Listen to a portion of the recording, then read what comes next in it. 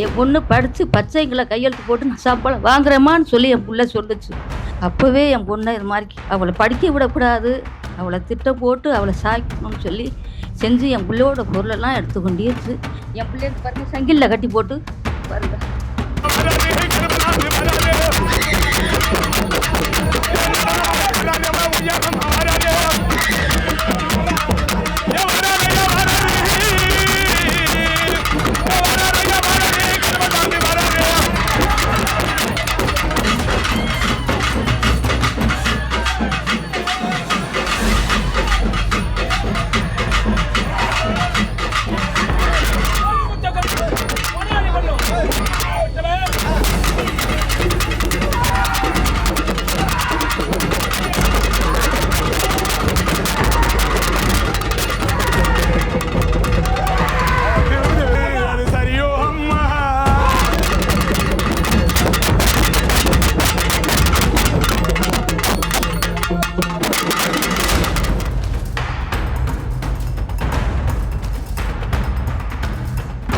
ஓம் cream நமச்சிவாய ஸ்வாக.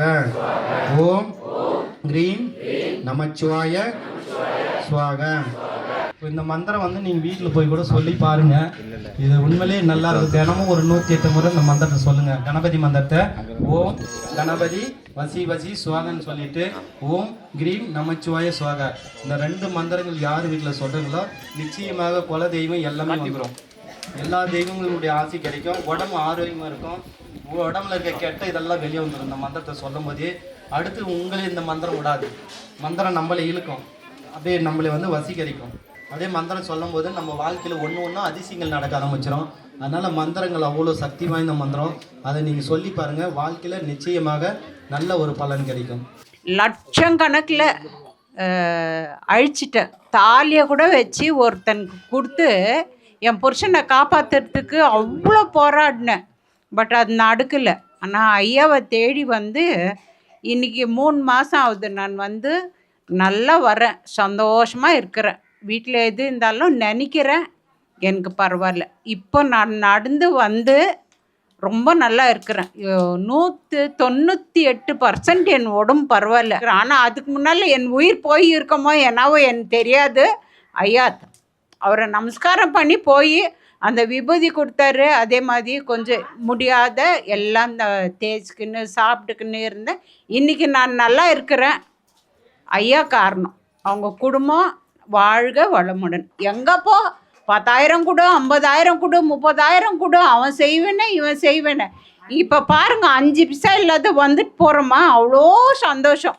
நல்லா இருக்கிறேன், என் குடும்பம் நல்லா இருக்கிறேன்னு சொல்ல பேசிக்க அண்ணன் தம்பிங்க எல்லாருமே என்ன துறை பண்ணிட்டாங்க. எங்கள் கோயில் இருந்துச்சு, கோயிலுக்கு கூட வராது எடுத்துட்டாங்க.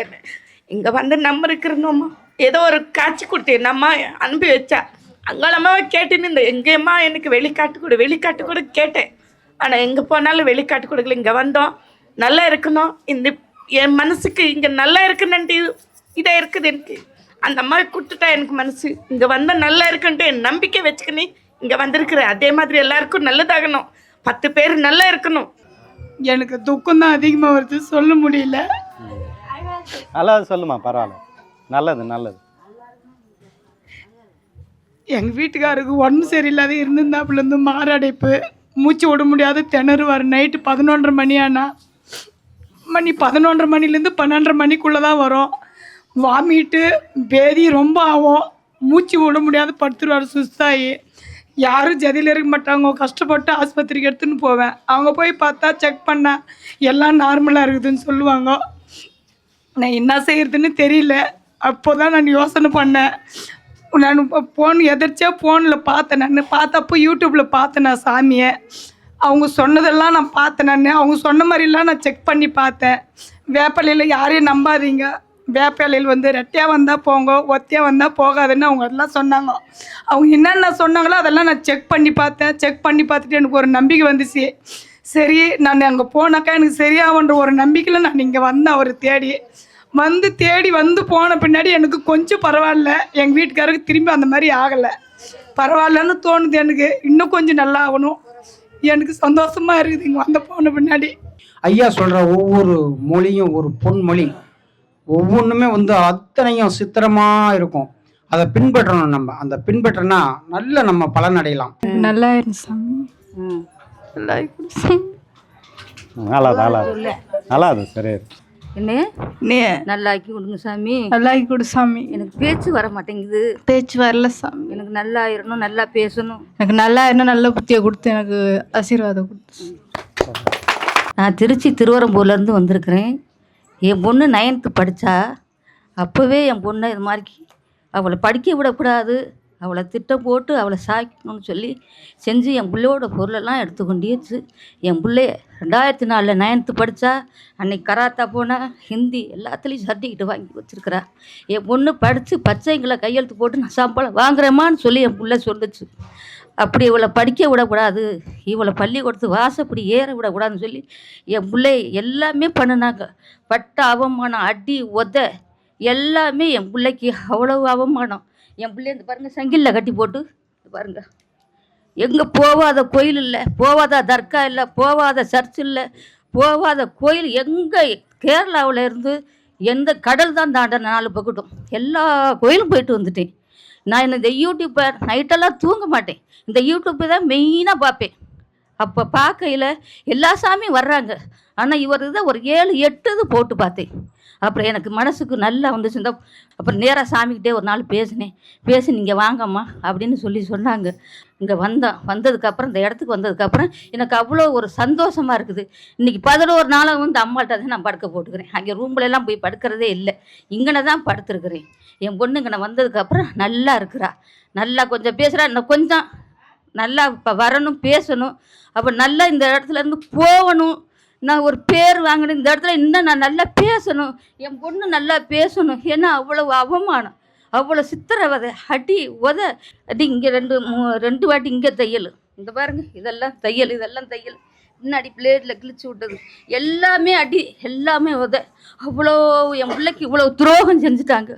நான் இந்த இடத்துல வந்து என் பிள்ளைய நல்லாக்கி கொண்டுக்கிட்டு போகணும் அப்படின்னு ஒரு உறுதியோடு இருக்கிறேன். சாமி எங்கள் பிள்ளைய காப்பாற்றணும், நான் நன்றியோடு வேண்டி கேட்டுக்கிறேன்.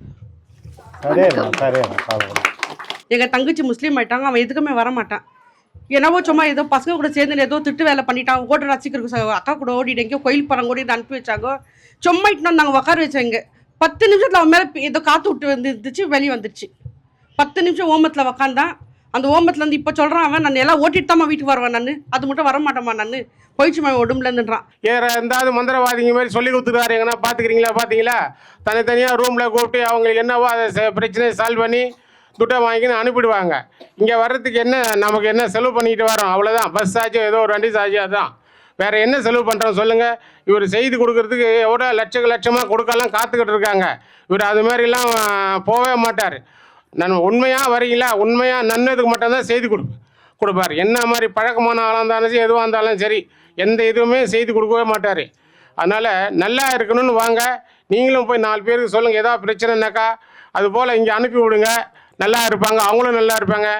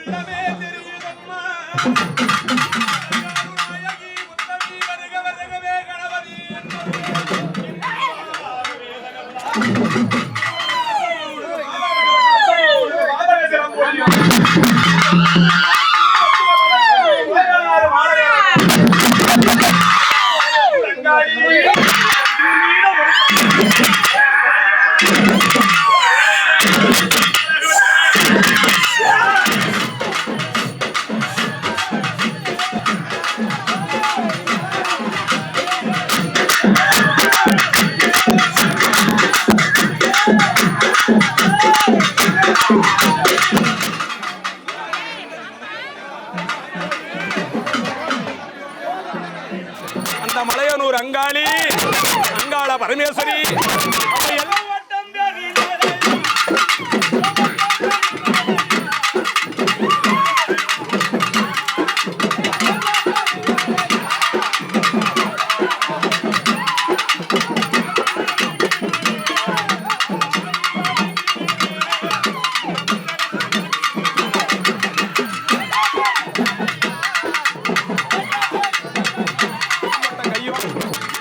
வேலையிலே எங்க அம்மா எப்படி குறி சொல்லி வரணும், பச்சைமாணி பாவமணி ஊசி மணி விக்கும் முன்னே, பாவமணி ஊசி மணி விக்கும் முன்னே, ஊரு என்ன கூறு அவன் கூறு என்ன கூறு.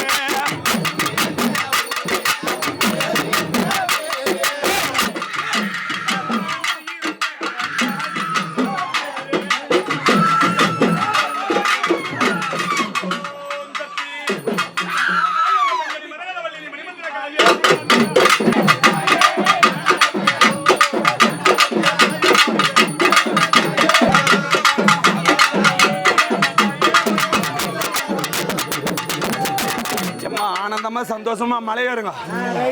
வேலையிலே அம்மா அருளோட மிரட்டும் அங்காள மலை வேலையிலே வரன்னா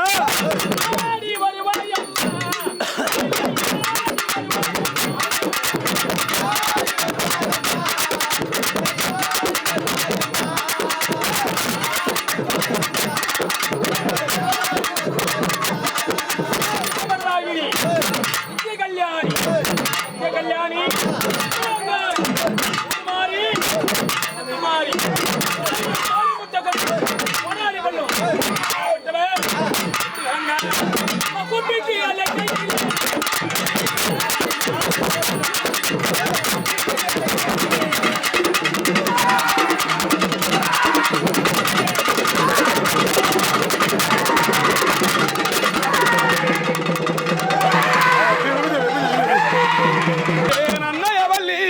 உலகில் மட்டும் மண்ணியரை கண்டிடுதல் அது முறையோ அம்மா, என் கண்ணீரை துடைத்து விட ஓடிவாம்மா அது சரியோ அம்மா.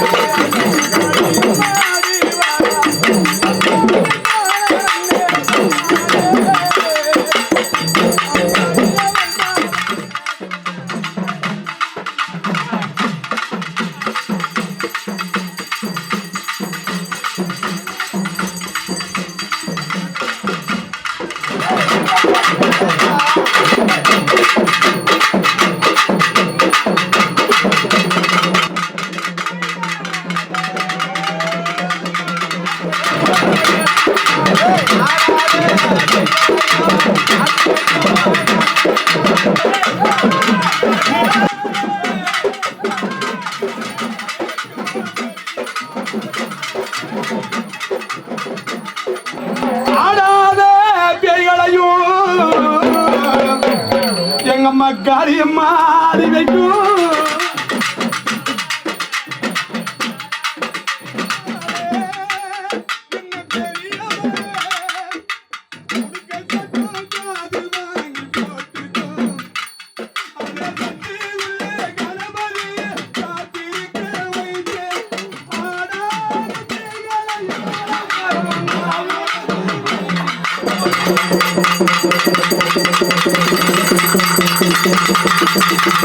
Thank you.